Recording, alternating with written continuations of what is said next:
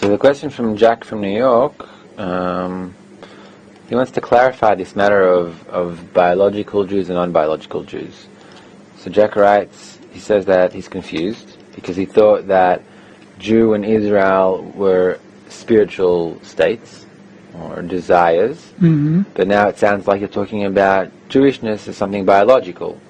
And he continues and he says, so even if a child is born of a Jewish mother, but he grows up with no point in the heart, how can we expect anything of them since they're not spiritually Jewish? Right. You can't expect anything of them.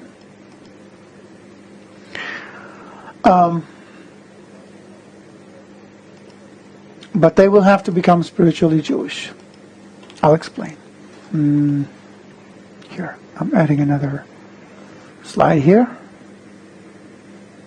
Okay. Okay, how do I want to draw this? There's a pyramid.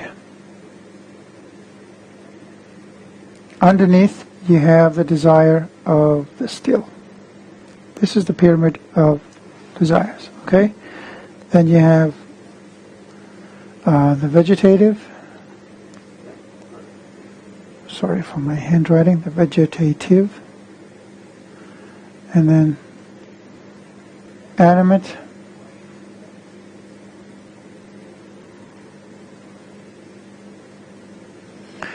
And finally speaking.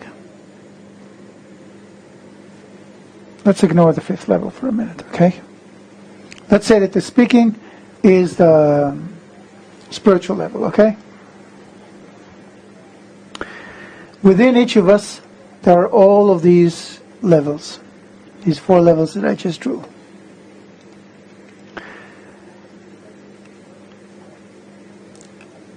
In each person, a different level is dominant. But in each person, all 4 levels exist. Today's Jews contain all those levels.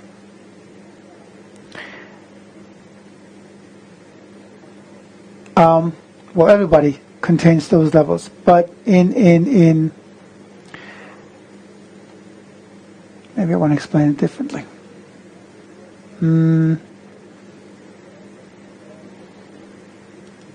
Okay, I'll get into something that I didn't plan on getting into, but I don't have a choice, okay?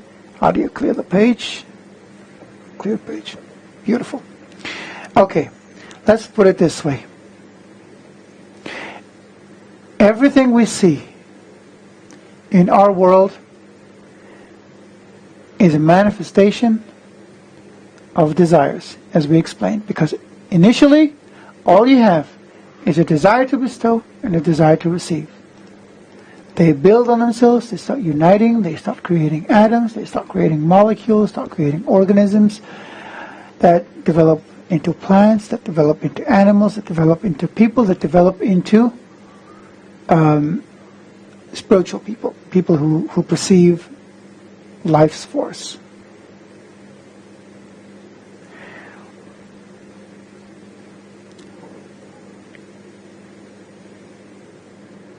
On every level of reality,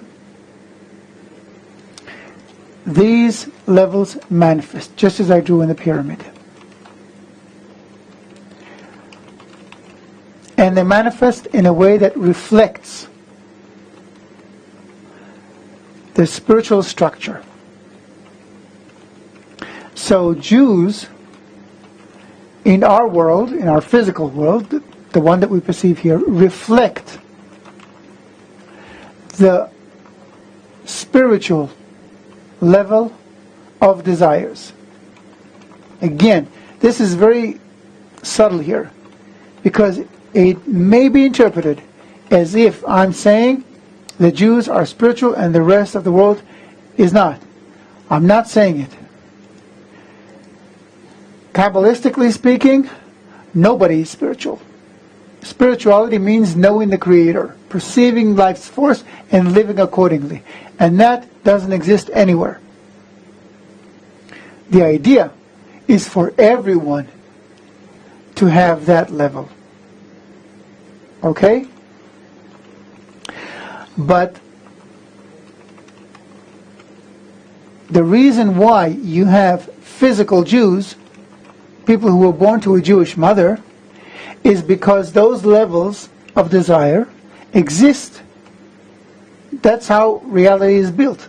So as a result, human race also divides into nations and peoples, and the Jewish people too, which in our world reflect that level. So if you approach a Jew, or if you were born Jewish, then it means, in terms of the structure of the pyramid, that that person is in some unconscious, dormant way closer to uncovering that last level of desire. What happens is, as a result, going back to the pyramid, is that if Jews, yes, let's say that's here you have the Creator, which everyone must discover, okay? So everyone aspires, for the Creator. Everyone but the Jews. Everyone needs unity today. And Jews are not united. So they're the top of the pyramid. They're in the sense that they are the closest. They are the closest reflection of the quality of bestowal in our world. But they don't want to unite. So they're blocking the rest of humanity from perceiving the Creator. They're blocking humanity from finding the one solution that will put everything in order. And this is very important. It's not like everyone will become religious or Jewish. That's not the idea. The idea is for everyone to become mutually responsible for one another, caring for one another, loving one another, and thus discovering the Creator, the creative force of life. And the only ones stopping it, although unconsciously and inadvertently, are the Jews. And everybody senses it, unconsciously. So they're saying, I don't know what it is about Jews, but I can't stand them.